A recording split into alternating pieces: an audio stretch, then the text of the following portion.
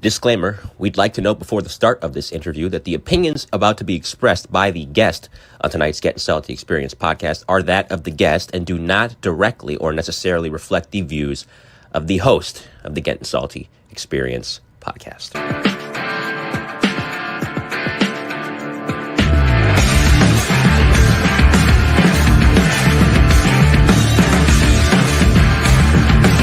Put the fucking fire out! You're listening to the Gettin Salty Experience podcast. Hello!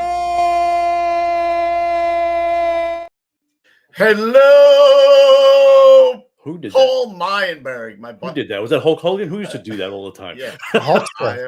Rest in peace. American. Yeah. Paul Meyerberg, Darren DeFries, William Cooney Looney. Who else we got? Procaccino. Oh, Jose Martinez. Jose Martinez.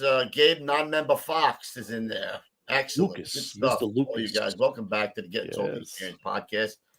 The only, well, I can't say it. It's Yes, one of you the can. only ones that brings the kitchen table to you.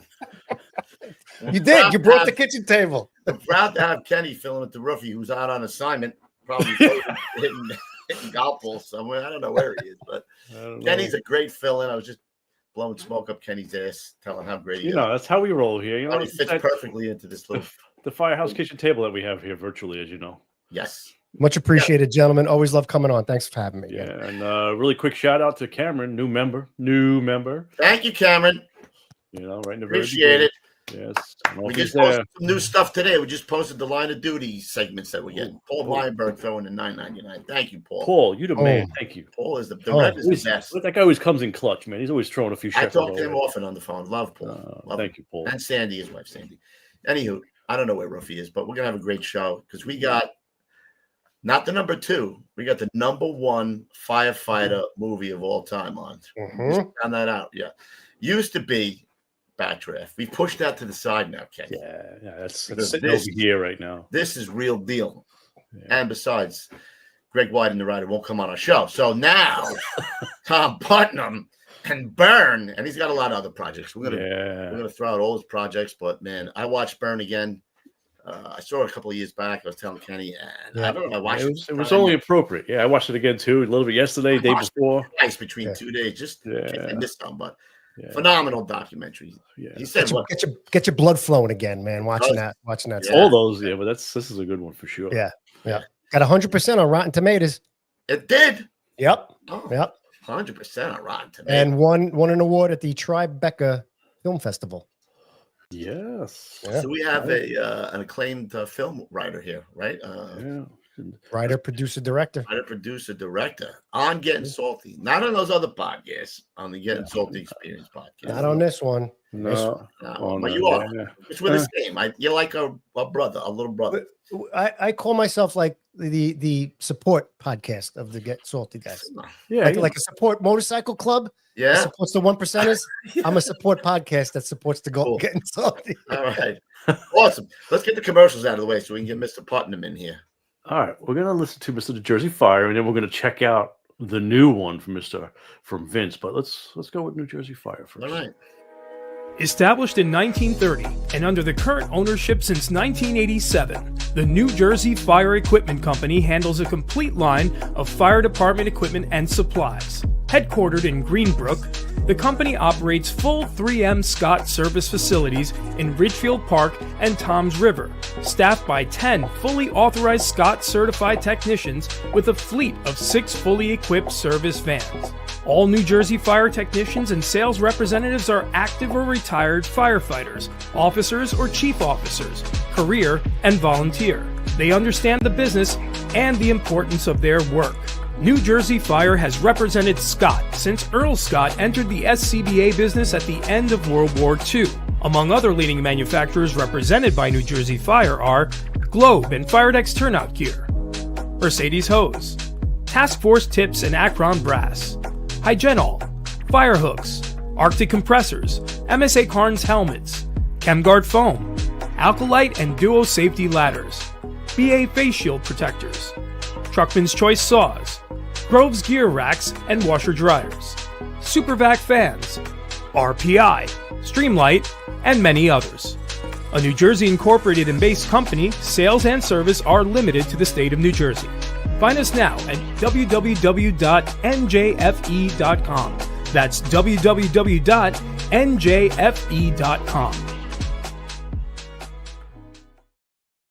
And thank you very much, Christy Koklarinas. See, that's correct. Oh, she got on. She was the one asking last week about getting on. So Grick, right? Yeah. Grick. All right, let's play the new Armored Tough Tic Tac. This is where they mention Kubler in the video. No, I can't. Oh, no way. No, I'm just kidding. Just kidding. Oh, here we go. Firehouse floors take a beating. Rigs rolling in, gear drop down, chemicals and spills every single day. That's why departments nationwide are choosing ArmorTough. ArmorTough epoxy floors are built for fire stations. Slip resistant, chemical resistant, easy to clean, and tough enough to handle anything the job throws at them. It's more than just a floor. It's a safer, sharper, and more professional foundation for your house. And here's the bonus. ArmorTough is an authorized dealer for Groves.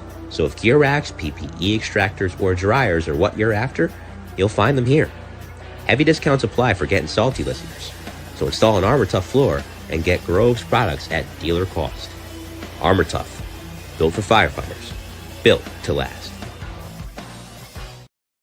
I like it. We shaked it up a little bit. We shook it up. You know what I mean? Like with that velvet voice. Yeah. And we don't have to tell you about the membership. We just came out with the line of duty death segments that we do. And we're going to go from the very first line of duty back in the 1800s all the way up to present day.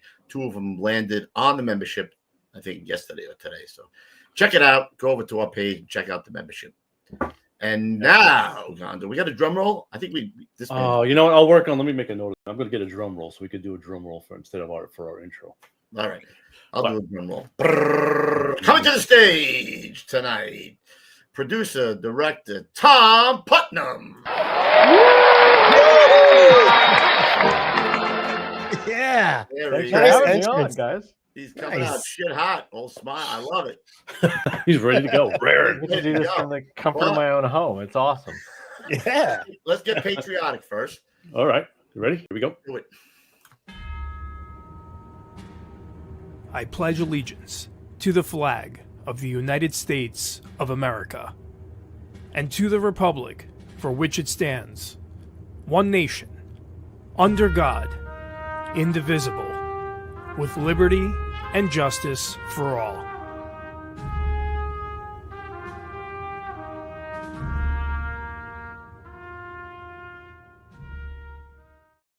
We got a Grand Rapids fire buff in there. Came in just for this show. Look at that. Excellent. Oh, Nice. Well, Tom, welcome to the you. show. Mr. Director, Mr. Producer. Appreciate you coming on.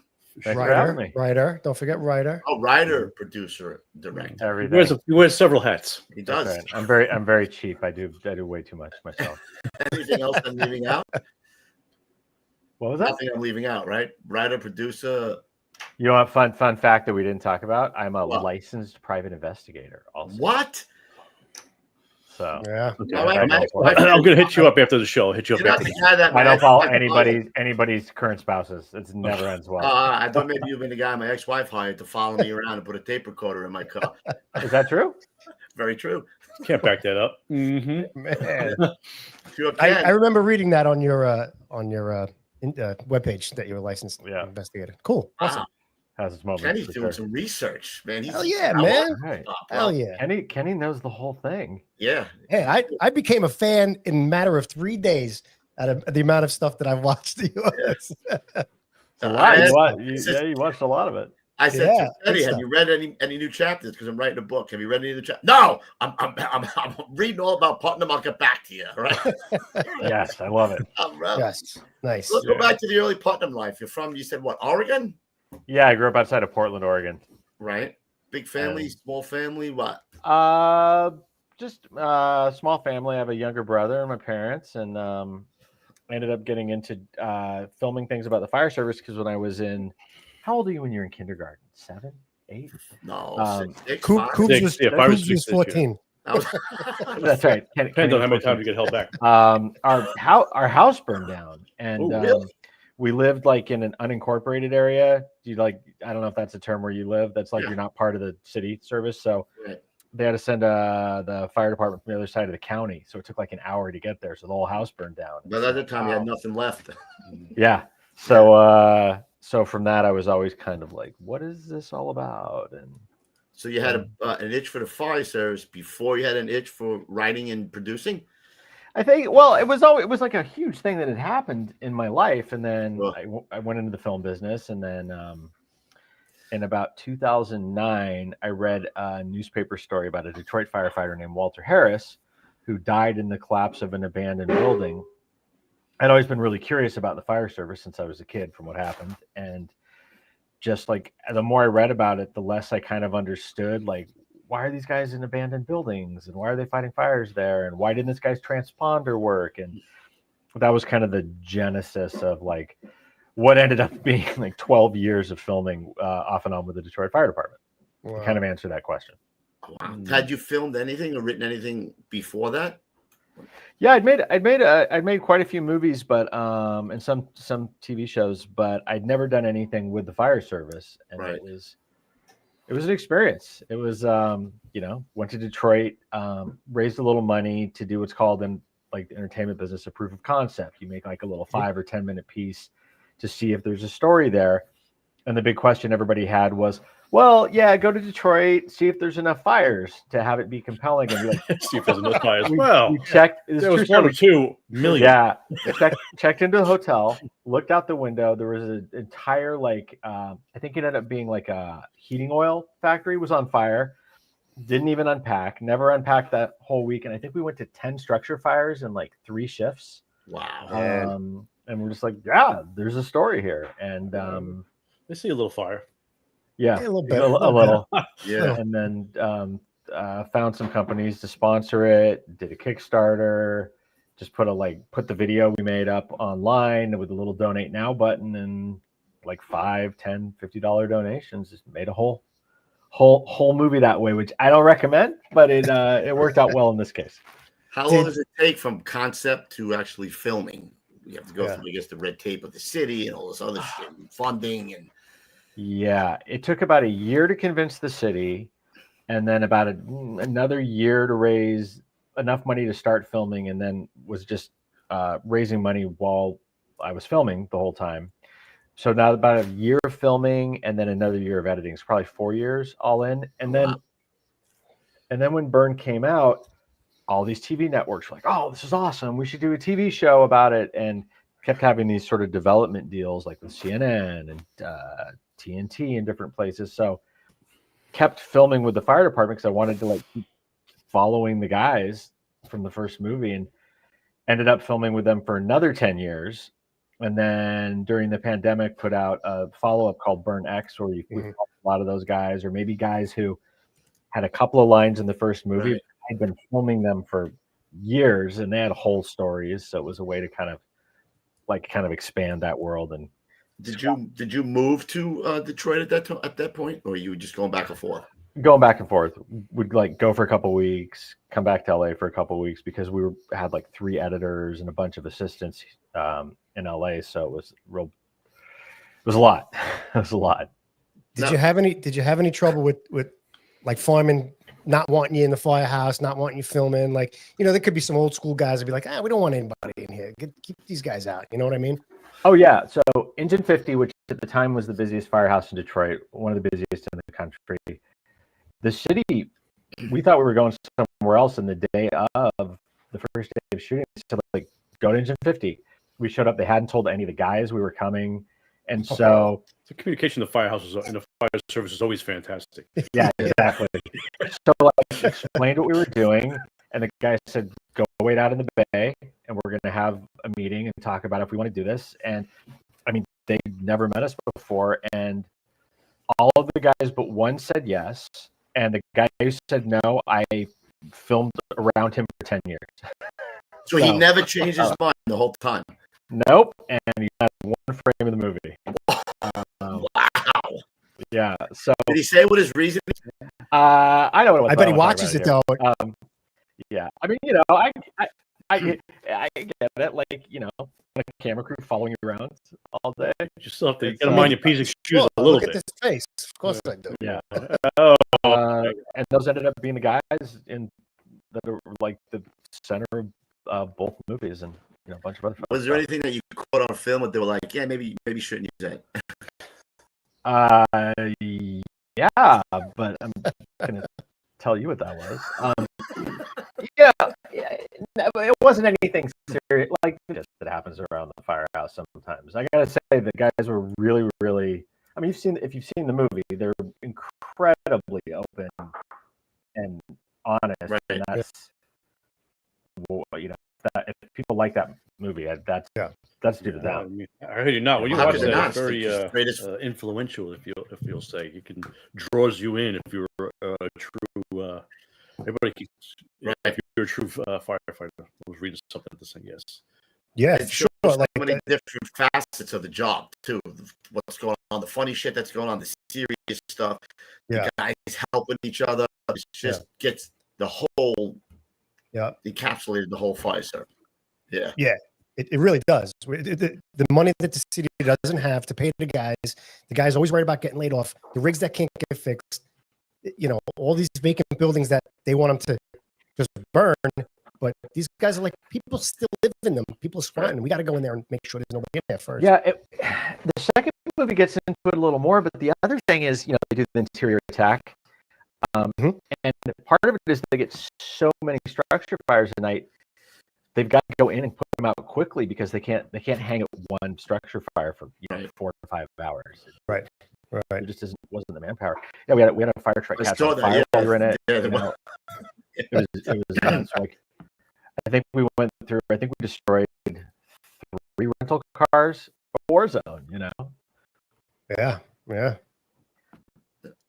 Yeah, I mean, I look at pictures of the South Bronx in the 70s, and you would think it was like just a, Right. Yeah. Like bombs went off everywhere. I had to tell, I'm sure, the city the story, right? I mean, you had to tell them what was going to be in the movie, because for me, it seemed like the city might have not been too happy with the way they were portrayed, because not having enough money for the guys, for their gear, for the equipment, So I would think that they might have a problem if you tell that story. I got to give them credit. I mean, Detroit is a magnet for bad press, and the Detroit Fire Department at the time had just a ton of bad press, and they heard what they wanted to do, and we had final cut on it. The city they had the right to review the film, and the agreement was that if anything if we had edited the film to make it look like somebody did something that was like illegal or immoral that they hadn't done, they could ask to take that out. I don't think they had any requests. I mean, they were really open. And a fire commissioner at the time there's a fire commissioner who started halfway through. I think we went through 7 commissioners while we were shooting. 7? Oh yeah, 7 easily. That number might be low, actually. And the guy who ended up he's in the movie, who ended up being there for most of the filming, was just like, do your thing, whatever I can do to support. And really? Yeah. And he didn't come off looking great. I think he is a great guy. He was in a kamikaze mission with that job. I mean, yeah. But he didn't ask us to change a thing, even if it didn't make him, It honestly, it didn't. When I was watching it, I'm like, it feels like to me like he's throwing the guys under the bus at some points, like for not keeping the rigs, or shit disappearing on the rig, or making right. He did mention that about the guy. It's almost like stuff like, oh, we lost a hook over here, and somebody took something generator over here. Yeah, generator. Yeah. Like, you might have been saying that the brothers were at fault for some of the stuff that was going on. I think it was ultimately kind of a cultural difference, right? Like the commissioner had come from LA, I mean, I filmed with LAFD. Like, it's completely different structure, and you have a department in Detroit that's seniority based. In LA, they don't have that. You test everywhere, and it's just a really different. It's just a different animal, and ultimately, I think it was just sort of hard for those things to coexist. Was that the first time you ever spent a good amount of time with firemen? Yeah, In not the Detroit? last, but the first. Yeah. Right. And what changed in your perception from the time that what you thought about firemen to when you were actually with these guys every day? Oh, wow. So, I mean, so many things. I think, for somebody who's a civilian, the truck goes by you. You think, I mean, look, the average person thinks firefighters sit around, watch football all day. And then eat. And once in a blue moon. The average cops think that. Sorry. Yeah.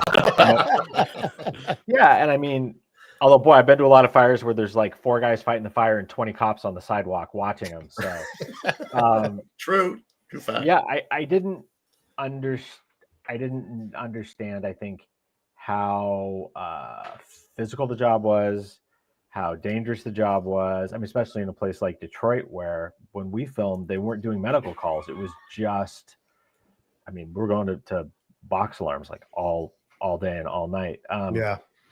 30,000 fires in 1 year, 30,000 fire calls in 1 year. Yeah. And I think to see the toll it takes on those guys physically and emotionally, it may have changed lately, but when we were filming in Detroit, I mean, mandatory retirement at 60, and a lot of guys didn't live to cash their first check after that. I mean, wow.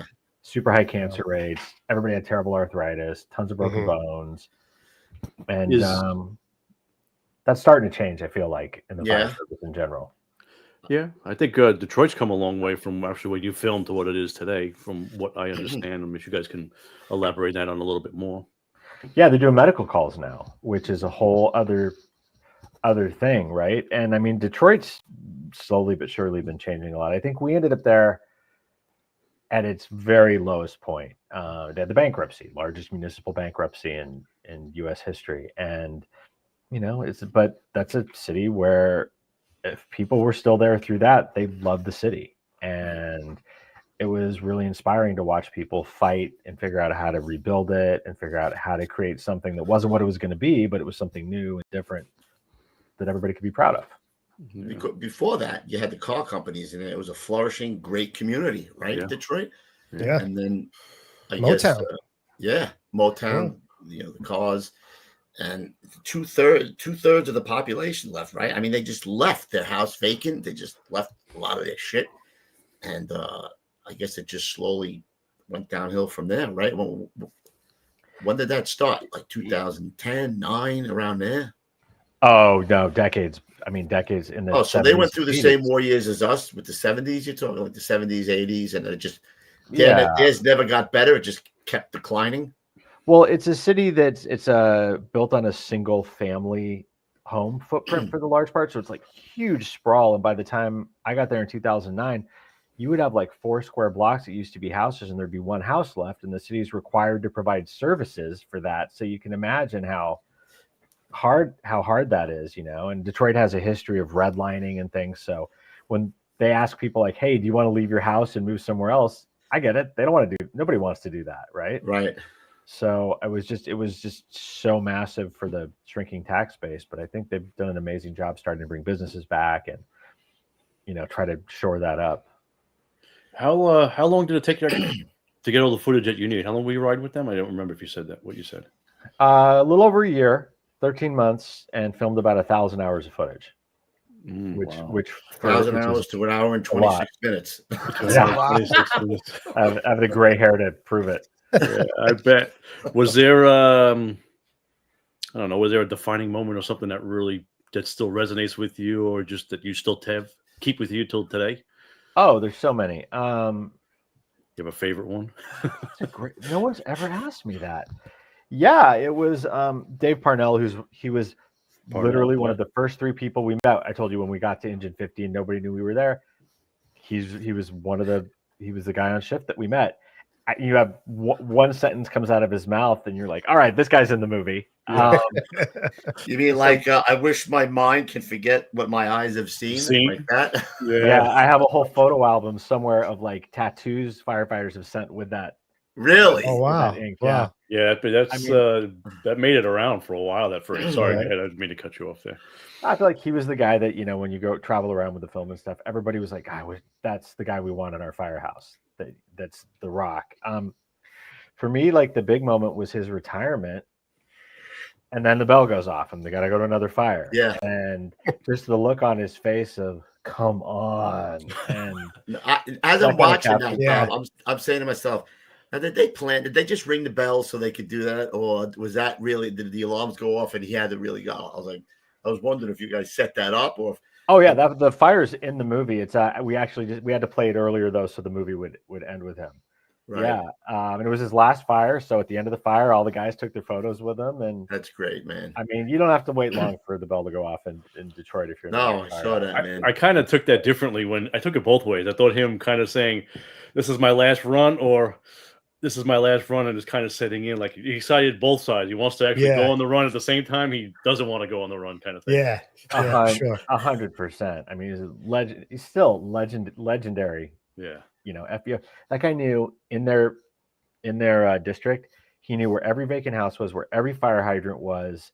I never saw that guy use a map in my life. I mean, he just, you know, you do something for that long, you get to be one of the best in the world at it. And it was amazing watching these guys put a fire out in just like 10 minutes or so. The epitome of being a senior man was that guy. You know, he knew everything from the neighborhood, from the area, knows everybody, knows where everything is. That's the guy you want to teach everybody coming on under him.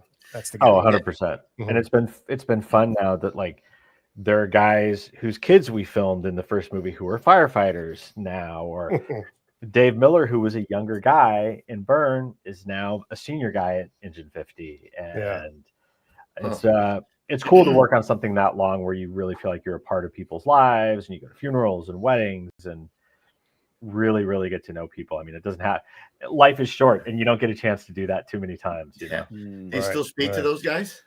Yeah, totally. Yeah. How's Parnell doing now? He's with another younger chick now. he got remarried, right, and is super happy and just enjoying retirement. Life. That's good, man. They met at church. Yeah. You know what it is too? I felt bad for him because retiring at that point, it's a tough thing to do. Like we talk about this all the time. Being a fireman is a big part of who you are. So when you retire, you lose a lot of your identity. And his wife died real close to that, so he didn't have that support at home to deal with that. You know, I felt terrible for the guy. Yeah, he's a really special person in that he has such a great extent, like actual family, and then people who call him their dad, he's like kind of a father figure to them. He has an incredible support system. But he's also a thoughtful guy, right? You guys know that can be a hard job to do if you're somebody who thinks a lot sometimes. And it was cool to watch somebody like him who's a very, very deep, thoughtful, introspective person and watch how he kind of helped guide other people through the job. Yeah. And I liked how the kids though, like they would love the things he would say, and then they would say, "Yeah, we all know he's full of shit." Yeah, exactly. What they call them, Parnellisms? Is that what they call? That is what they call them. Yeah, that's what they call it, right? Yeah. And he likes to sit down and watch westerns in the easy chair. And they're like, he deserves it, bro. He deserves it, right? Yeah. What about the kid who got paralyzed? Did he ever get his was he able to walk again, or did he get more feeling back? Or? No, he didn't. But you know, he was married at the time. He's still married. Has a daughter. I mean, there's for a place that can be kind of a hard luck town. There's a lot of great stories that came out of it, and it's really, it's a place you got to learn to be resilient real fast. Yeah. Were you guys filming at that scene, at that incident? We were filming. We were not there, so that was somebody else's footage that we used. Oh, okay, gotcha. Right. Yeah. Man, he did a good job marrying too. His wife was good looking. Woo, good for him, bro. Marry Up Club. Yeah, part of the Marry Up Club, like me, man. It only took me 3 times, though, right, Tom? We know. You married now? Man. Yes. How's that going? Wonderful. 20 years now. Oh, okay. So that's wonderful. First time for love, second time for money, third time for good. I'm gonna say first time for love, second time for hate, third time for no money in that. Loss of money, maybe not money. Yeah, exactly. Yeah, Tom knows it. Yeah. Sure. What were the majority of structures that you guys went to? Were they mostly private dwellings, like single house private structures? dwellings. Lot of single family houses. But then occasionally it's in the first movie, and it was actually the second day we were filming. There was a huge like a block long chemical factory, car, you name it, car fires. Yeah. A guy lit a tree on fire trying to get ants out of the. I don't even understand. Oh, that was in your documentary. That was in the documentary. Yeah. It just everything that can catch fire there seems to catch fire, but mostly single family homes, all night, every night. I just happened to this picture right here is an awesome pic, man. That's great. You know what it is too? Every time these guys showed up, it wasn't just like some smoke and maybe a little. These things are ripping stem to stem, bro. I mean, like you can hear on the film, you can hear the fire crackling. I'm like, this is not even, this is going. Zero sense of urgency because it's routine. We don't have to tell you that when one after another, it's like, okay, we'll get it out. Unless it's somebody obviously life threatening, but in this case, they were mostly vacant. I will say those guys. I filmed with a lot of fire departments since then. Those guys haul ass. They move so fast. I mean, that bell would go off 30 seconds later. I'd be on the rig rolling and donkey kick the front door right in there every time, unless they was like gated or something and they had to cut through it. They really, no matter how many times they did it, I never, in the hundreds of fires I went to with those guys, I never watched anybody phone it in. Right. Yeah. Didn't seem like it. Those guys were 100% hard charges, man. Yeah. Oh yeah. Aggressive interior attack. Now, at what point did the commissioners start trying to change that by let it burn? And these guys, how'd they take that? Amazed me, actually. I'm like, you're asking firefighters to sit there and do what comes natural to them and put a fire out. You're asking them to sit there and let it burn to the ground. Yeah. Spoiler, it didn't work. Spoiler alert. Well, yeah, I mean, that's the thing is, so in Detroit, somebody, even if something looks abandoned, somebody could be in there plenty of time because people don't want to get robbed. They'll make the house look abandoned. Like there were so many times where you would see plywood over the windows and then the window would open and people had it on hinges. So, yeah, it's I mean, there was I think it's in the first movie. There's one we went to. There was a homeless guy in the basement, like frozen, and they had to pull him out. Frostbite on his feet. Sounds like the frostbite. That's why you don't let it burn. Yeah, right. Dude, when I heard that, I'm like, I had to rewind it and put it back. I'm like, did he just say let it burn? And I'm like, what? Is that where you got the title from? Burn? No, we had the title before that. I think it's a good title. We went through so many titles, and turn and burn, baby. Yeah, it's memorable, Yeah, it's appropriate. Appropriate. I was just gonna say it's appropriate. How did Dennis Leary get involved in it? After we were done filming, it was a cold call. I just started calling his office and called over and over again until got through to somebody, and then.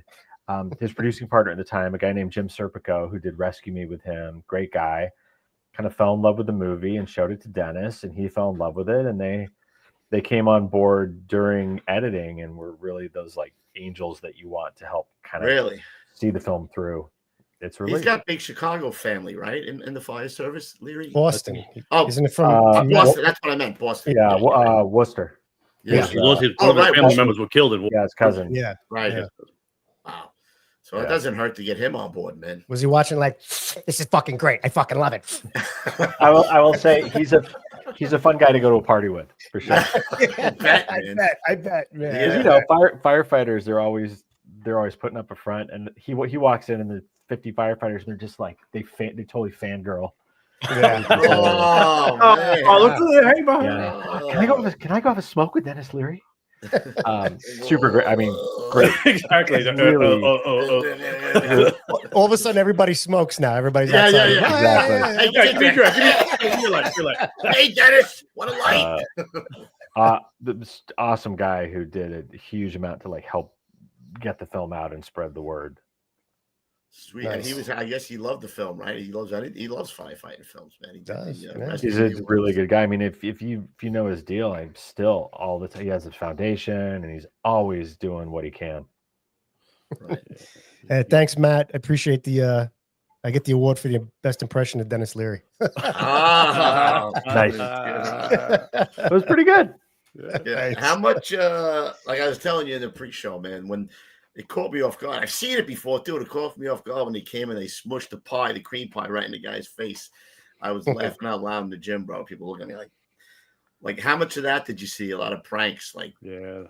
Was it? Oh yeah, I mean, I got pied the number of times. You got pied too? Yeah, the number of times. I knew it. Yeah, the number of times we'd come back from filming. I know every single type of candy bar that can make what looks like fake poo. That they show up. You get back to the hotel or whatever, and you're like, my bag is full of fake poo.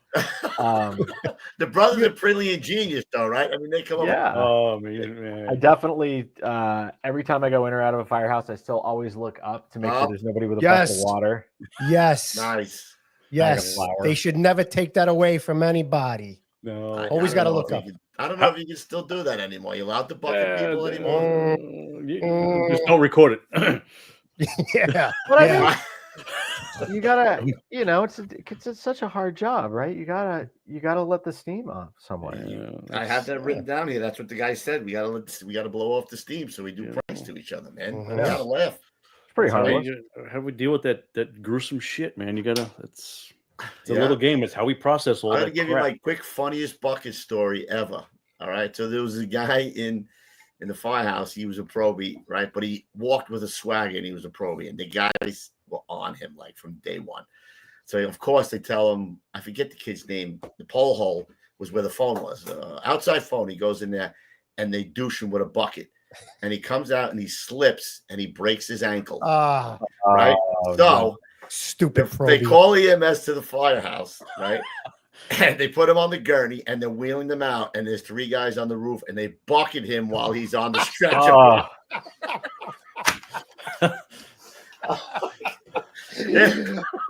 Yes. Yes.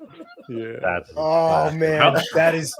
How long before you get your balls broke the first when you guys? How long did it take before they felt comfortable with you guys around? Oh yeah, good question, bro. I think people were a little scared initially. Not that long. I mean, after a couple of weeks, people, you can only keep your guard up so long. And it was typically filmed with the same people every time, so 5 to 7 of us. Everybody got to know us pretty well.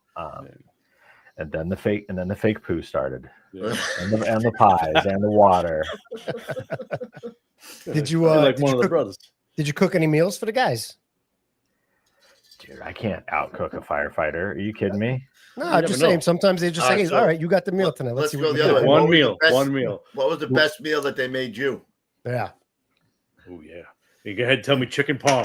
Dave Parnell does the most bomb fried chicken. It is unreal. It was so good. Yeah.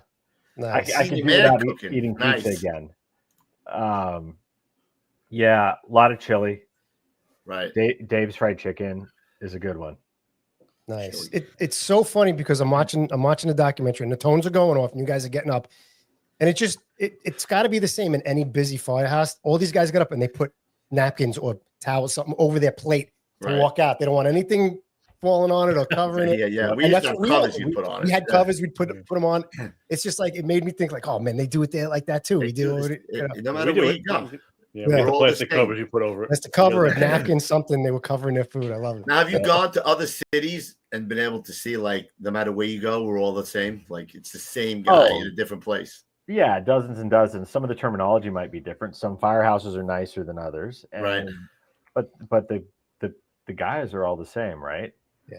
It's like same circus, different clowns. Different clowns, exactly. Yeah, it's like has hair, bald, mustache, no mustache.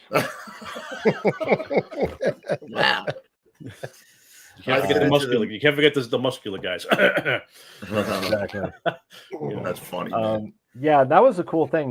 Made it and was like, is anybody going to want to see this thing? Is this very Detroit? Is this going to? Does people in Detroit want to see it? And it was crazy. Like all over the world, firefighters watched the movie and saw some of themselves in it, which is I saw myself in these guys. I'm watching them like, I know who that guy is. I know who that guy is. And we had that guy in the firehouse too. Yeah, there's like, it's like any war movie where there's somebody, you see the platoon, there's the Joker, there's the older guy, there's the young rookie, and it's somehow every firehouse is like that. Yep. Yeah. And I think every fireman wants to be in a firehouse like that goes to so much work. They want to do their job and go to work. So they're all like, oh man, that's what I want to do. Mm-hmm. Yeah. So after Burn came out, the next Devil's Night, it looked like the Indy 500 in front of Engine 50. There were so many guys because the word was out that was the place to go to chase fires. It was a trip. And now, I'll meet guys who are on Detroit Fire because they saw Burn when they were like in high school or junior high. And it's a crazy thing. That video for sure was one of those ones, just like some of the old documentaries and FDNY videos that set that or plant that seed in some of our younger people. Like, that's what I want to do, and it sticks with you. Yeah. They may not notice it right away, but then later on in life, it pops out, and they'll reflect back to it and say, "Oh, I watched this documentary." And, that's what planted the seed, and then it blossomed. Kind of. I feel like especially now when there's so few jobs where you feel like you're making a difference, and people, I think, a lot of people feel like, there's so many problems in the world. What can I do? And is there anything like firefighting where there's a problem, you show up, you have to fix it, and I don't think there's anything else in the world like that. I just tell my wife it's the closest thing to being a superhero. The call comes in or the bat signal comes in, you slide the pole, you throw on your costume, and you get in the thing and you rig and you tear ass towards somebody who's in trouble, right? It's the closest thing to being the real deal superhero. It is. I not make fun of it, but when we're out in the community, you wave at that little kid, you toot the little horn at him or something like that. Going back to the seat before, you're leaving an impression on that kid, and like you say, as a superhero, you're a superhero to them in a sense. So, I just tell my guys, just be careful when you interact with the public out there, because you never know who you're going to make an impact on. All right. With that said, I'll give you another Parnellism, right? What's a man's worth who doesn't try to make the world a better place? Parnell. So good. Yeah. I mean, he has so many great ones, bro. Yeah. So he has that voice. He sounds like Gandalf, right? You shall not pass. He's a really special guy. Yeah. The wise one, the elder wise one. Yeah. Another guy had said something. I don't remember exactly how he said it. You don't know what it's like to save a life until you put your life. Until you put your life on the line for somebody else. Yeah, it wasn't on the line. It was something like what? Is that in the trailer? Because we can play the trailer if it's in there. It's in the movie. I can't remember if it's in the trailer. I'm pretty sure it was said in Burn X as well. I'm not sure. Yeah, it's a great line. I couldn't find it. I went back to try to write it down.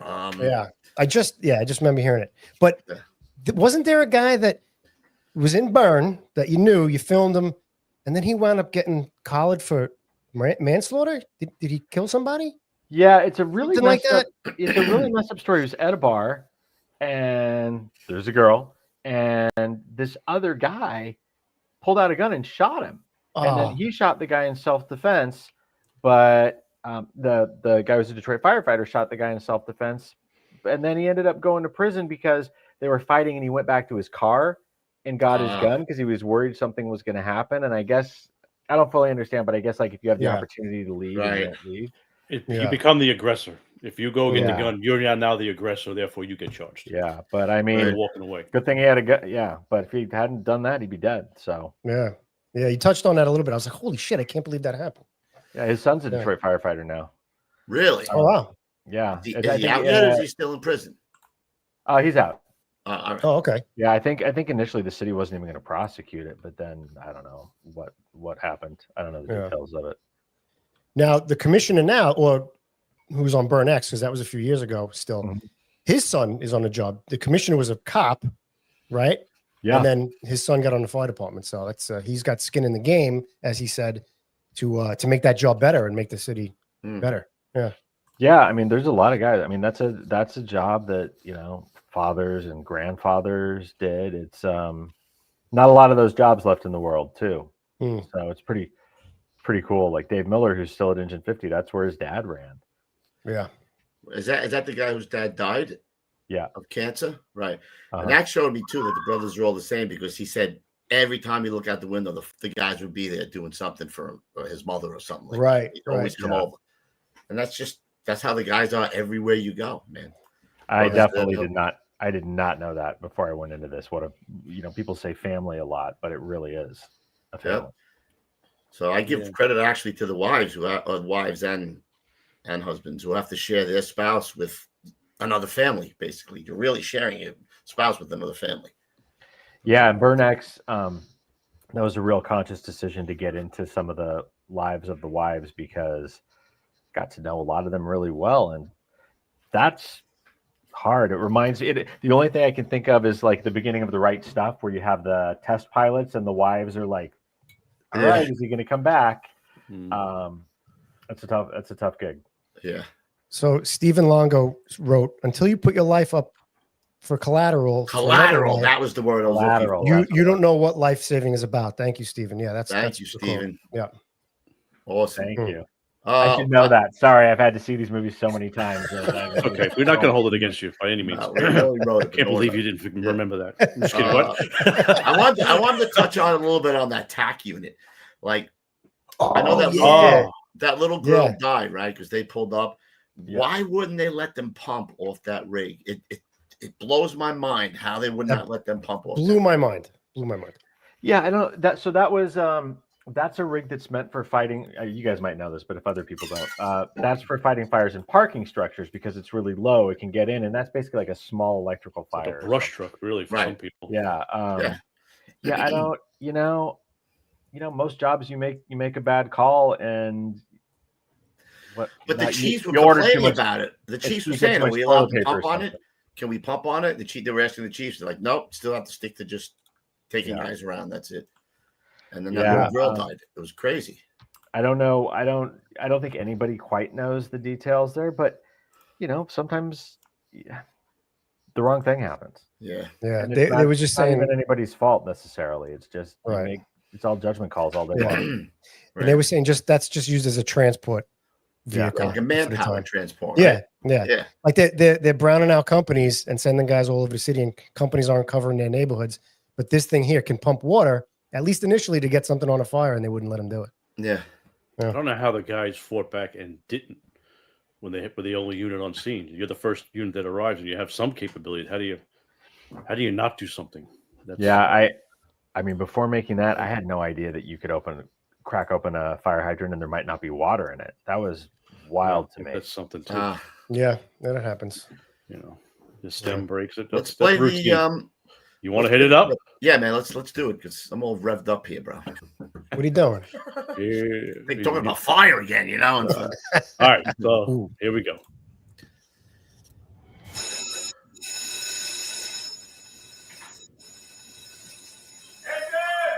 Loud enough? A little louder. Let's see if does that help? I wish my head could forget what my eyes have seen. There it is. Close your eye. Feel heat all around you. That's fear. You tackling this thing like it's some type of drag. We don't really lose too often. Yeah, you knocked on that door yet? No! There's some buildings you realize that's designed to kill firemen. Then you put your life up as collateral for another life. You don't know what life saving is about. They're often more afraid of death or crippling injury. I always thought he was kind of like invincible. Somebody didn't do their job. Trust me, I'm going to do what I think is right. We better get back in charge of our own damn department. Here we go. Look at the column, baby. To loom up. City of 1.8 million to 700,000. As long as there's people leaving, as long as there's vacant houses, there's more things to burn. I can't picture another city that's like this where so many of the fires are arson. It's beyond me why people would want to burn their own city down. I mean, this has been Katrina without the hurricane. Got you in a stranglehold, baby. You best get out of the way. Today is the last day that I will be standing in this uniform for the Detroit Fire Department. This is where I live. This is where I fight my fires. Sounds like me. This city is too bright, too much history. We the baddest guys in Michigan. This is my family. How do you not do something for the people that are around you? Yeah, man.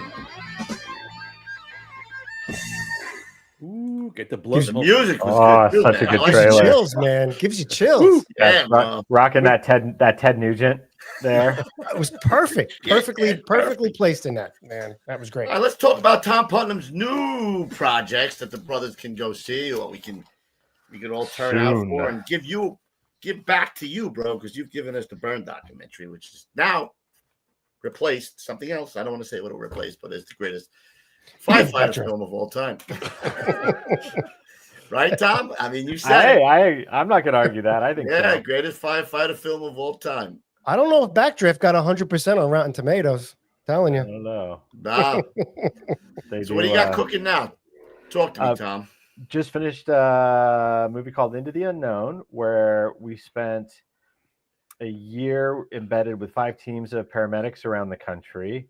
I've been on it a few years, and I'm the latest person to get involved with the film. It was the passion project for Randy and Kevin, who were the stars of Emergency back in the day. Right. And Tom says, that's why I wanted to play again. Sorry, Tom. I knew. I saw you ready to go. And Richard Carmona, the former Surgeon General, is in it and is one of the producers. And Steve Buscemi and his producing partner Ren Arthur are our EPs. And even after all these years filming firefighters, I had no idea what I was in for. Riding around with paramedics, it was bananas. And I think what cities did you ride around in, Tom? We did Baton Rouge, Denver with 2 sisters who were both in Columbine together. We did a group of volunteers in Crozet, Virginia, rural Virginia, Reno, which was fire-based EMS, and then with Air Ops in Santa Barbara to do air rescue. Wow, so, from Air Rescue. Nice. No, he was LA Air Rescue, right? He was he did the special ops and firefighting pilot. He was chief pilot for LA. LA Fire. Right. Oh, cool. Yeah, we just had him on from LA. He was a cool dude, man. Who was it? What's his name? Scott Davison. Okay, I don't have to know. I know a bunch of those. He just guys, recently retired earlier this year, March. Actually, so he was the chief of whatever that is. What they call the chief pilots of all the pilots for LA Fire. Right. Oh, right on. Yeah. All right. So they see some gruesome shit, man. Like, yeah, man. Talk about some of the stuff that you saw. I mean, out of the whole year's filming, the second call we went on, which was in Baton Rouge, gunshot wound, college guy, 2 guys tried to carjack him, got him in the back of the rig, and then discovered there were like 11 gunshot wounds, and the guy died. And even for me, like, I've been to a lot of structure fires, but I haven't seen that very often. And that was a crazy thing. But then I think when I knew we sort of had a story worth telling was afterwards, where the 2 female paramedics, their names are Nikki and Nicole, they're best friends, and they do the night shift in Baton Rouge, which is pretty hairy. Watching how they talked through it and dealt with it was pretty amazing. So that was a bad one. Went to rescue on an oil rig in the Pacific. I mean, so many insane number of calls. I thought firefighters were busy. Holy cow! I mean, these rigs would like never be in the bay all day. It was wild. I think it wasn't the crazy calls that surprised me the most. It was how many calls were just a lonely elderly person needed someone to change their, put their clothes in the dryer or change the remotes, or didn't have everything, man. Everything. Yeah. And the mental health aspect of it, I had no idea about how many people were having mental health crises. That was pretty mind blowing to me. You're talking about the paramedics or the people who they're going to? I mean, the people that they go to. How many of the calls are mental health? Because I'm sure those people. I mean, the paramedics have to unload somewhere too, man. They gotta. There was. I know when we were in Denver, one of the paramedics committed suicide. I mean, the rates were off the charts, and the film ended up in part becoming a look at ways that some of the successful departments are dealing with it, because if you don't deal with it, that's not a job you can do for 20 years. Right.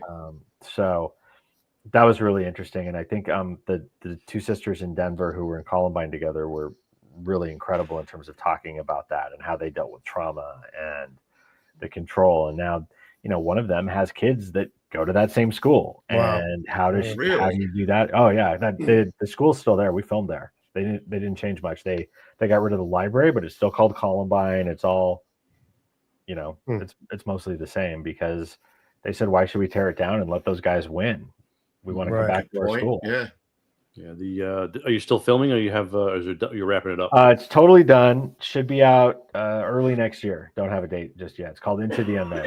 Are they going to be able to see it in theaters, or how are we going to release it? I sure hope so. That's it, bro. If you go to intotheunknowndoc.com, there's a mailing list, and some pretty cool announcements in the next few weeks. Yeah, all right, put that up, John. So it's a good one. It's after doing Burn and all those fires, it was like, I love first responders. What can I do that I feel like is on par with that? So this was a great. I think that's great because I feel like the paramedic side, the medical side, sometimes get overlooked a little bit compared to firemen. Like everybody's like, oh, fire, and then the busiest part of the job of that type of job is the medical runs. Like even when you did Burn X, some of these guys saying, I fought fires for 15 years. Now we're doing medical runs. I've seen more shit on medical runs than I have in 15 years of fighting fires. So very, it's very a lot busy. harder. Yeah. And you know what the thing is? You probably save more lives doing EMS work than you do going to fires, no doubt. I used to tell guys all the time, because when I was in the squad, my house that I grew up in was maybe, I don't know, a couple of miles over. We were like third due, fourth due over there. And I used to yell at guys when they would walk or bitch about going on EMS runs. I'm like, hey, dude, you don't live around here, but I do. And somebody needs help right now. Get your fucking ass on the rig, and we're going right now. Yeah. And believe it or not, my father had a heart attack in the house, and the first due engine, 291, worked on him. His company, he was in 291. Wow. When he retired. And they wound up, they couldn't bring him back, but still, you don't realize how important when guys bitch about EMS, but you're making more of an impact going to help somebody medically. Everybody loves to go to fire. Don't get me wrong. I love going to fires. I love going to emergencies, love going to all that. But you're rolling out the door to help somebody on a medical call, you're probably going to make a bigger difference. It's a lot more personal. Yeah, guys don't want to hear that though. What'd you want to hear? Is that to me? What'd you say? No. Oh, I was going to just touch on that too. I think the mental health element of this is a little bit more on the medical side of things, because we see more shit. Where I'm from, down here in South Florida, we do both. We're dual trained, so we're cross trained. So we do firefighter, paramedic, but most of our runs are mainly EMS. Yeah. Cultural, depending on where you are in the country, obviously some run a little more fires, but the fire service in general, if there's a combined department, you run more medical than you do fire nationwide, I believe. What it's become. So certainly right. And most departments are. I don't run across departments that aren't combined too often anymore. I don't think. It's only a matter of time, Kenny, before FDNY. You got an ambulance in the bay, right? That's the. Listen, they can't fit in a zoo, so I don't know where they're going to put them up in Harlem. So yeah. Are you not combined? No, we are combined, but they're not out in the firehouse with us. There's a couple. There's a couple that are in firehouses, but brand new firehouses. They're big enough. Yeah. They're not in the same firehouse with us. It was one thing that I'd been meaning to do for years that I finally got to do on Into the Unknown was film with volunteers, because it's such a huge. There's so many of them, and it was such a different thing, right? To see these guys who are like, they're basically getting paid nothing to go do this job. Yeah. Yeah, I was amazed at how busy some of those departments are too.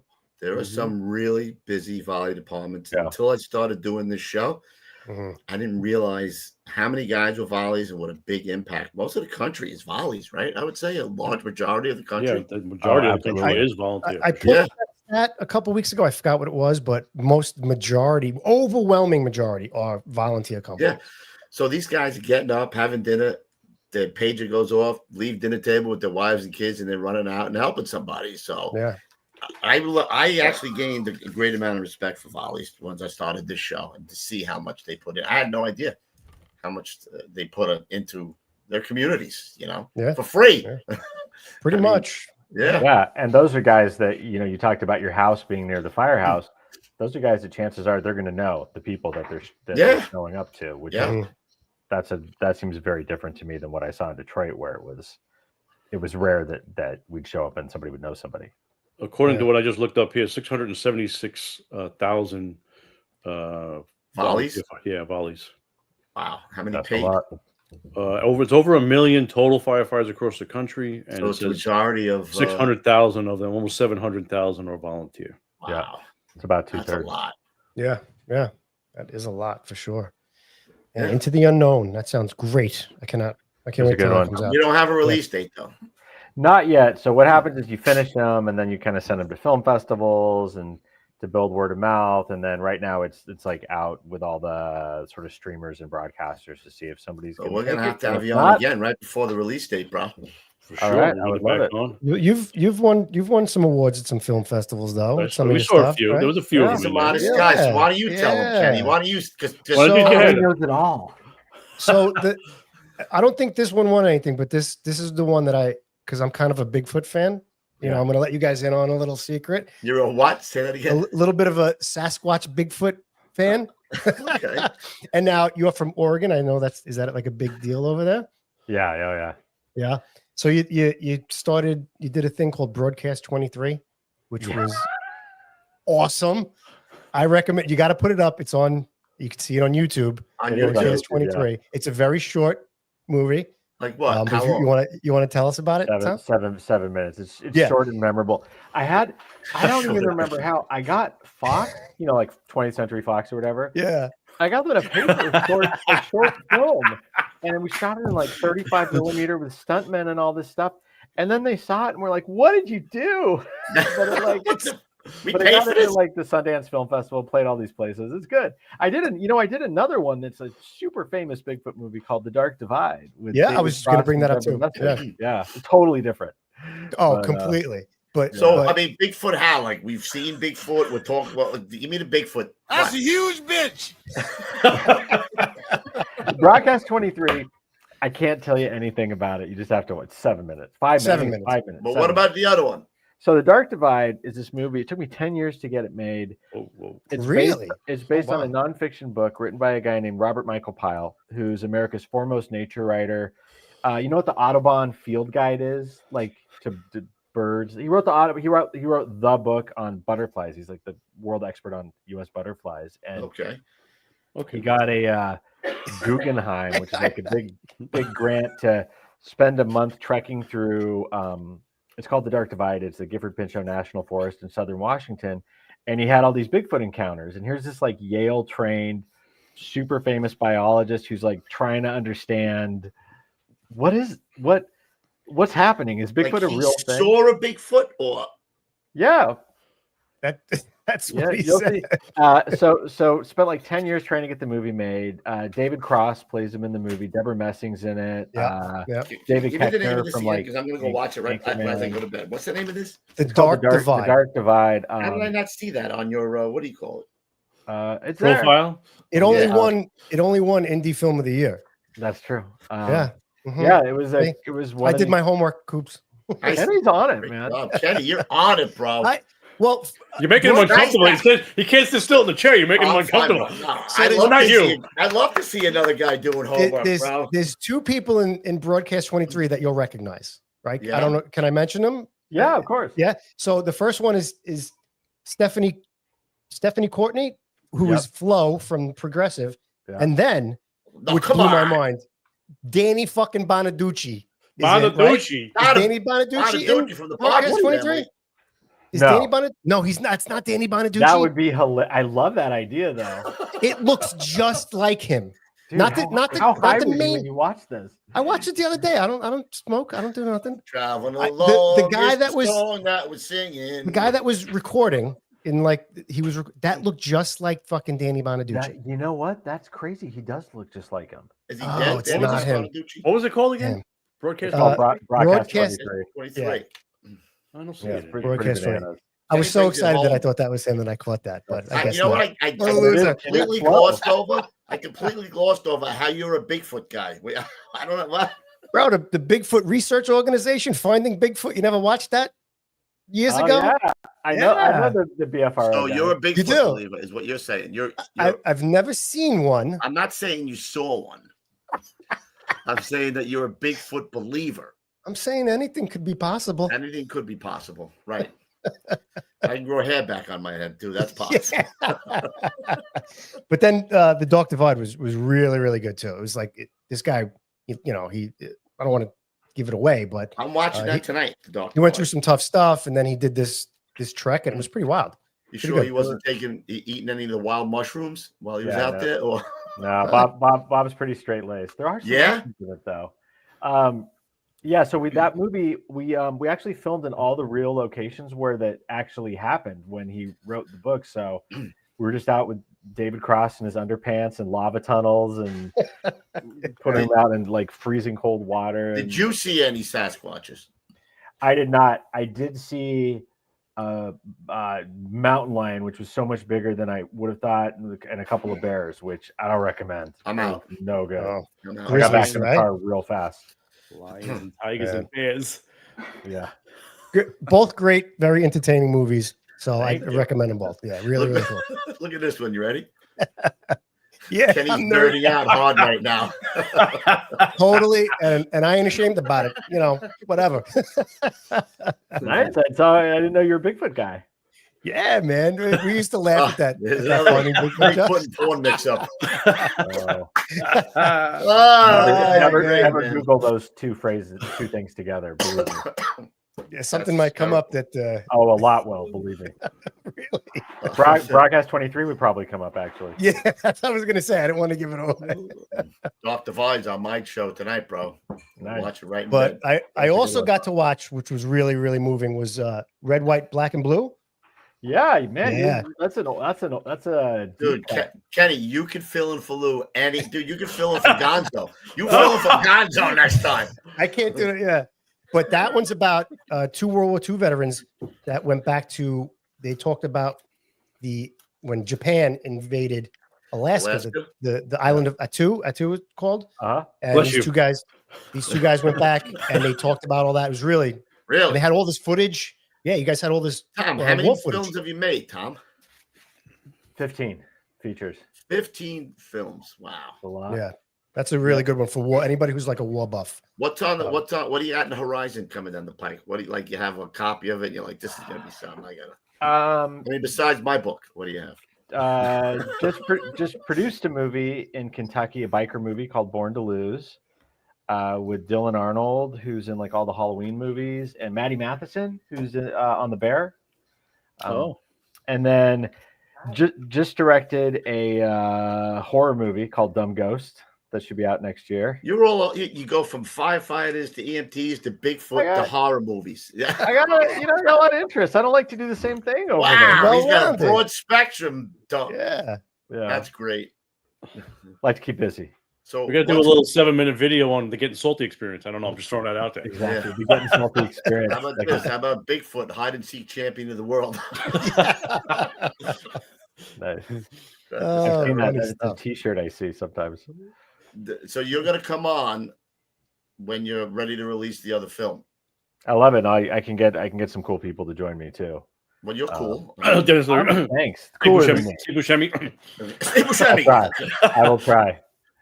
I think it all depends on what he's got. That guy's so busy. It's unreal. I did hear that. Well, listen, an hour in front of his laptop. Well, what is that? Come on. Yeah, he can do it for the brothers. We'll keep him to an hour. You can join him so he feels comfortable if we have to. Yeah, he can come on. He can pop on, pop off. He'll keep talking, and he'll get into it.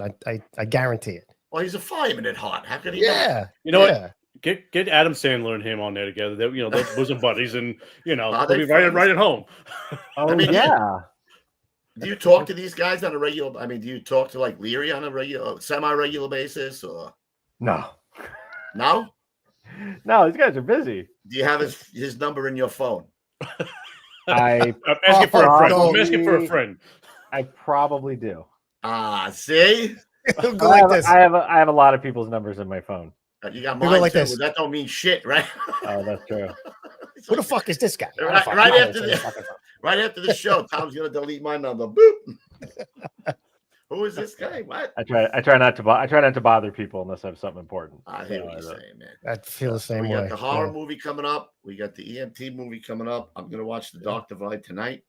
Yeah, you'll like that. Let me know what you think. It's good. It's definitely like you just got to kind of kick back and experience it.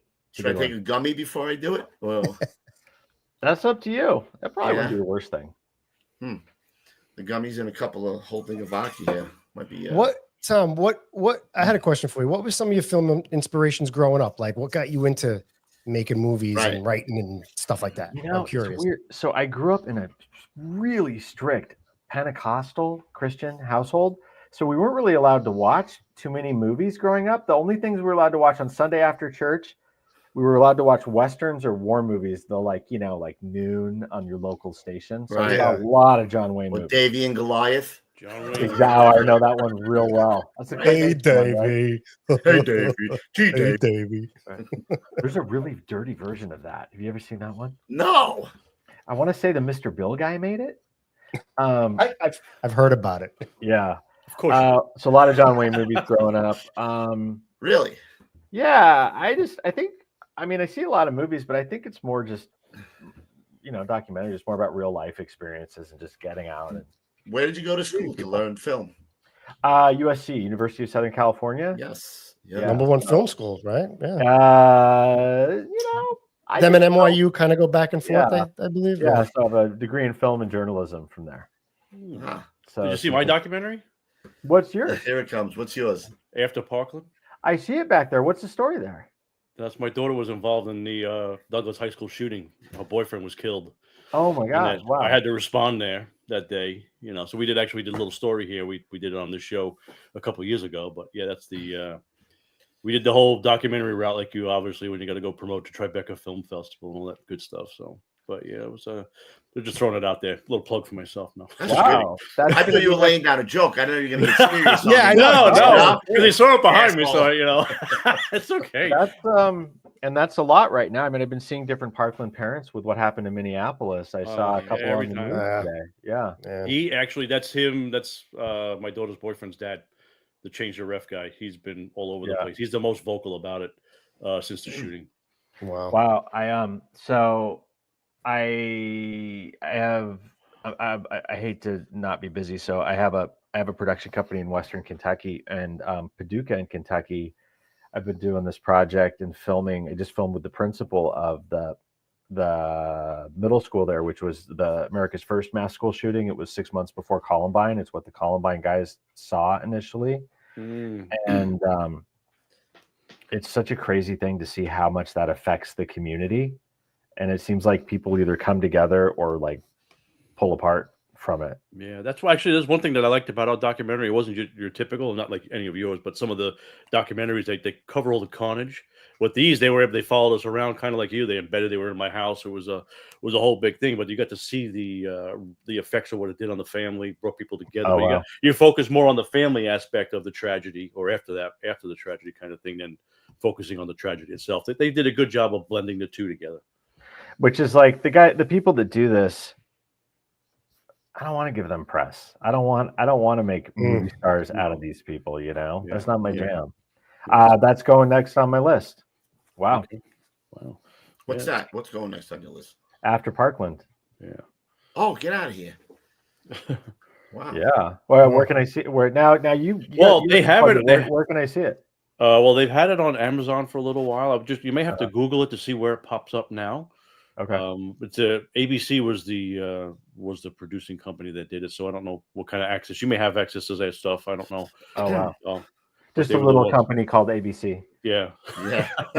Actually, and like you, little indie. Well, like we asked you earlier, if you were actually Coop, when he asked you about if you kept in touch with people, that's the same thing with me. I still have conversations with the people that did our documentary. It's really, you build that bond, and we still reach out to each other once in a while and say hello. And I didn't know that about you. That's why I was trying to get us for permission to use the Dateline story for Vina, but that didn't come through. I was trying to call them so we could use a little bit of her documentary, a little more than what we did. Right. But, did we ever get banged for that or no? No. Oh, well, because come to find out, you could actually use it's a free information act or something like that. You can use a little bit of it. You can't use a lot of it. And obviously, Tom, you can probably enlighten us a little bit too, because we sometimes get copyright issues when we use something a little too much. Yeah, it's called fair use. Yeah, so there's you can do if you're using it for journalistic or educational purposes. There's all these sort of weird rules. Yeah, 99% of the time we're using it for an educational piece, because that's what we do on the show. We're not looking to make any money off of it. We're looking to educate our audience. Yeah, I'm surprised somebody would come after you guys for copyright. Yeah, that's YouTube. YouTube lights us up. YouTube all the time. They light us up all the time. Really? Yeah. Wow. They flag you for the most nonsense stuff. Oh, stupidest thing. Oh, I've definitely had that where I'm like, dude, I am the owner of this. I made this. I made this. Oh man. You got any more questions for Tom? What do we got? Oh, any Let's see. What do we got? I don't know. What do you where do you live? You already hit my ground out firehouse. That was one of my questions. You covered that. I live in LA right now. Oh, okay. I'm on year 35 of being in LA, so I think I'm nearing the end. You're an LA Indian, however you say that. Angelino. Okay. My son's a senior in high school, so I'm like watching the clock till he goes. Does he want to be a film guy, or what does he want to do? He sat me down and he said, "Dad, he's crewed on a bunch of my movies, and I worked on these movies, and I feel like I really understand what that job's about, and I don't want to do it at all." I was so happy. I was like, "Please, anything, go be a dentist." Yeah. You know what? Just have him go do a ride along with the Firehouse, and that'll change his life forever. Oh, he's been on. Okay. Yeah. I think he's on more of a science job. Right. God bless him. We need those guys too. Yeah. So I was, where you moving next? What's out there? Moving in terms of projects? No, when you move, when you get out of LA. Location. I have a production company in Western Kentucky, and probably kind of go back and forth between there and LA. It's not it's small town, pretty mellow. What town is in Kentucky? Because Paducah. It's funny you say that, because I actually was going to mention that earlier. I actually did trench rescue with the Paducah Fire Department a few years ago.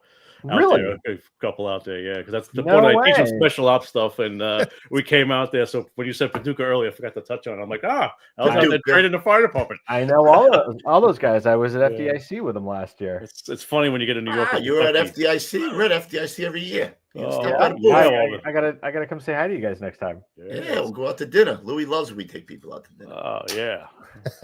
Even because we only go top shelf, bro. Yeah. That's right. I'll make sure I show up. I'm like, I'm going to lunch or dinner with you guys. You're not going to like Dick's Last Resort down the street from the arena. We take care of ourselves there. Hooters down the block? No. The district? No. FDIC is a good time. I'd still, after all these years, I don't get tired of going. It's so much fun. So many guys there, though, man. It's insane. Insane. It's a good time, though. Question for Tom. They're asking if you're ever going to go back to Detroit and maybe do another documentary or some cast now with the newer the people that have carried on, so to speak, and film them. Yeah. Hey, never say never. We did so, and I kind of glossed over this earlier. There is a second film because it was like the next 10 years after Burn that does follow a lot of those guys called Burn X. That's the Burn X one. So yeah, that'll probably scratch your itch, and there's a lot of extras on there, like 6 to 8 hours of extras. Fire Bluff, get it. Yeah, to be super honest, I'd go back to Detroit and film with those guys in a second, but there's also so many other amazing departments too. Yeah. So I'm always kind of on the hunt for another one to go. Take Burn on the road, do Burn. I don't know. Burn on the road, the road show of Burn. That's right. Find some because no matter where you are in the country, shit's burning and the brothers are putting it out, man. Yeah. Yeah, I feel like everybody's busy now. Yeah. FDNY runs went up freaking everybody's running their balls off now. Yeah. Everybody. It's crazy. Yeah. We were filming in Reno, which is fire-based EMS. 25% cuts to the personnel, and then I think the run's quadrupled. So it's just cutting personnel cutting personnel. Got 3 guys on a rig instead of 4 now. It's you know what I think about when I think about going out in the middle of the night like that? I turn over on my blanket and I go, oh. Remember you used to have to do that? Yeah, that's the truck did that, not the engine. That's for sure. You're not home listening to the scanner. Maybe at my breakfast time, not at night, man. Don't let him bullshit you. The siren goes because the firehouse is right around the corner from his house. Your ass. He's like, hey, what's going on? Let's see what's going on. You're at Home Depot and the lumber thing goes off at Home Depot and you just start running for the car. No. Matt asked if you had to pay for the video footage of the fire that Doogie was injured. Did you have to pay for? Because you said it was somebody else's footage. Boy, you guys, that is. I mean, it's licensed from the guy who shot it. It's so long ago. I don't remember. Yeah. I was just curious to be honest. Huh. Yeah, everything in the movie is like cleared. Yeah. That movie was before fair use, so we had to license everything.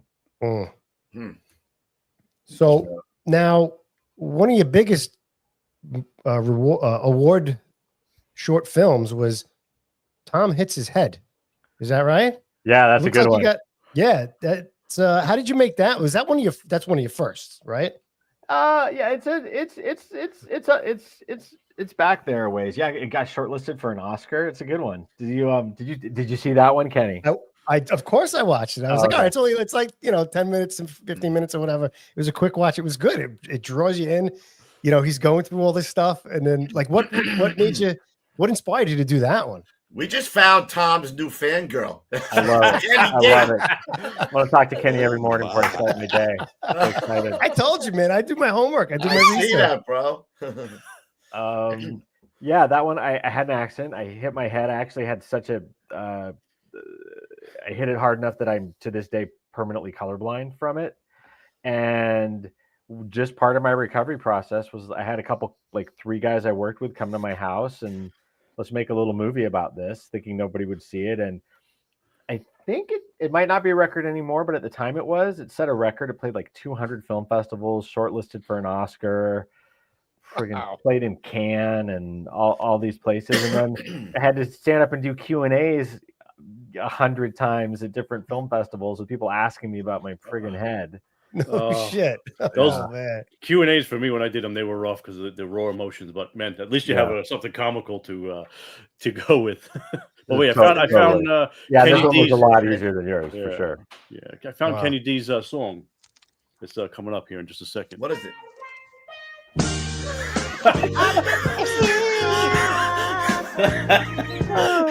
I don't want to play too long. Sorry. Awesome. We love you, Tom. We love you, Tom. It's a love fest in here, guys. Hey, Tom's like one of those. He's like the guy in WKRP, the DJ. He's got like all of the. Man, I got 10 pages of shit with 20 things on it. Like, not only am I a fire buff, but I'm a film buff too. I'm a movie guy. I like, I do my thing. I like to write. I like to watch movies. I'm a Bigfoot believer. We found out so much about Kenny tonight, bro. Schoolgirl Kenny. I'm totally schoolgirling it, Matt. Okay, we're just jealous. This is perfect. You guys want to hear a movie story that's perfect for your show about the last movie I saw? Yeah. I'm in LA. I've been so busy. I want to go see. I make movies and I never get to go see them. So I went to go see The Naked Gun. 5 minutes. The new one. Okay. 5 minutes into the movie, the theater caught on fire. Come on. Isn't that ridiculous? And everybody was in the theater and we were just like, is this part of the movie? You're like, don't worry. I know what to do. I know what to do. Yeah, they're smoking everything. The whole place caught on fire. I know what to do. Stop, drop, and roll. Get out. That's right. Is the producer of Burn in the building? Right? I was like, this would have been amazing during Burn. Everybody find the exit. So that happened. Wow, that's pretty wild. In the first 5 minutes of that movie.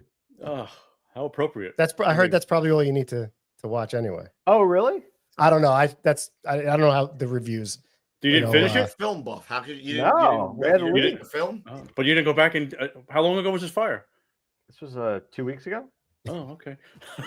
So all right, I'm sure somebody I know saw it. Somebody I know saw it and said that Liam Neeson just can't replace who's the original guy? Leslie Nielsen. He said it's just he just doesn't have the. Liam Neeson's a great actor, great action actor. I love Naked Gun. I'll go see it anyway, but.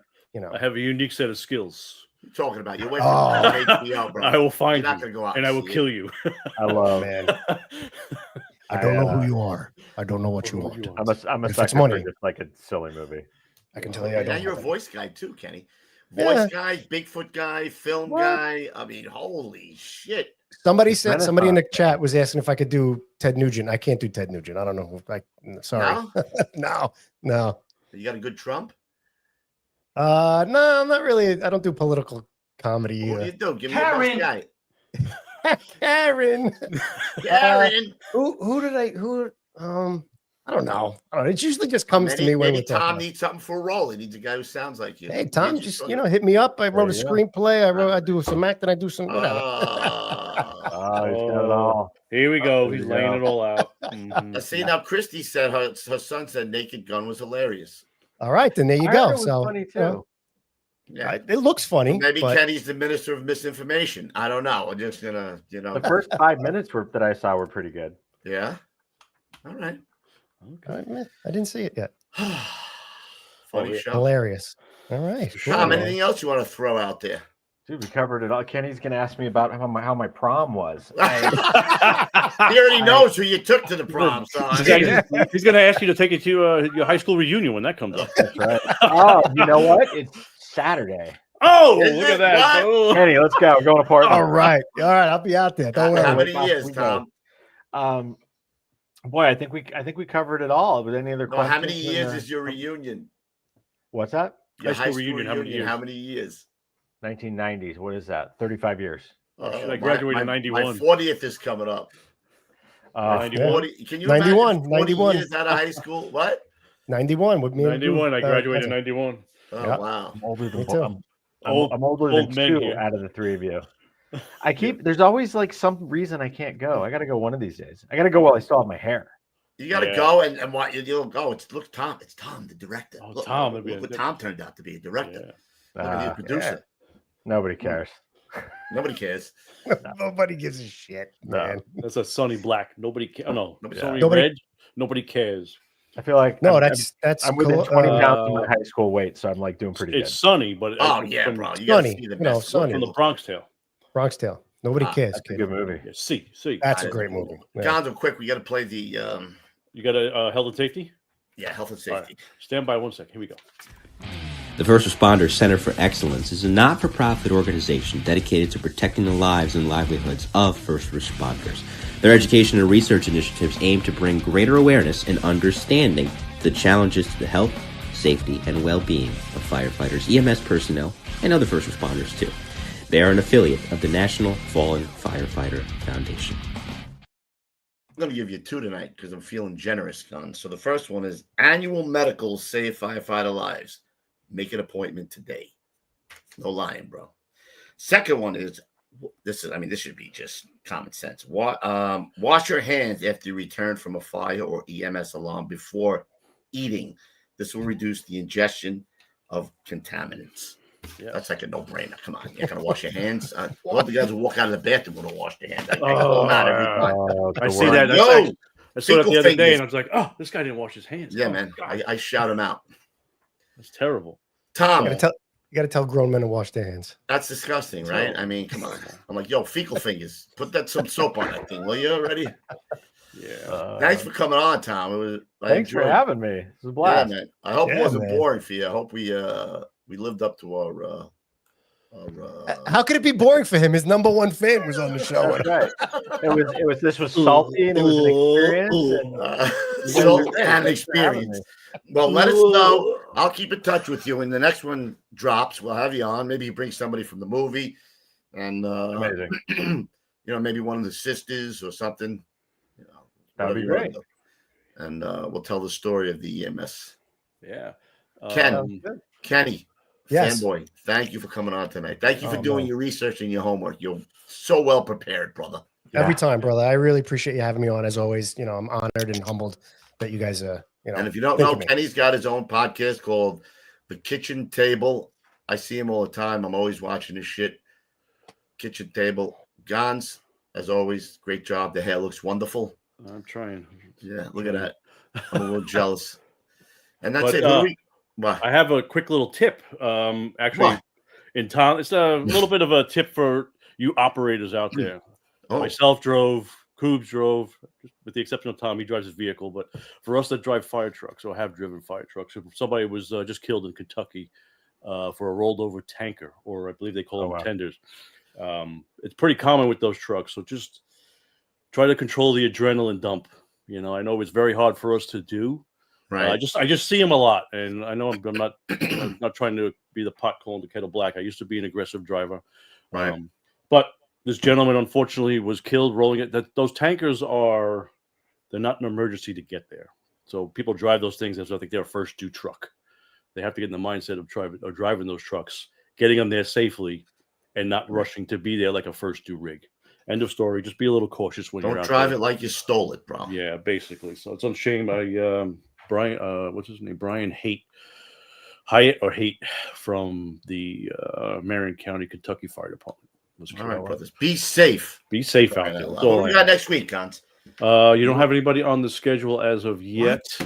Maybe I will tomorrow when I call. Because I was looking, because we definitely don't have anybody for the 11th, obviously, because we won't be here. 11th, I won't be here. But if you give me just one more second before we stay low and go, kind of a thing. There's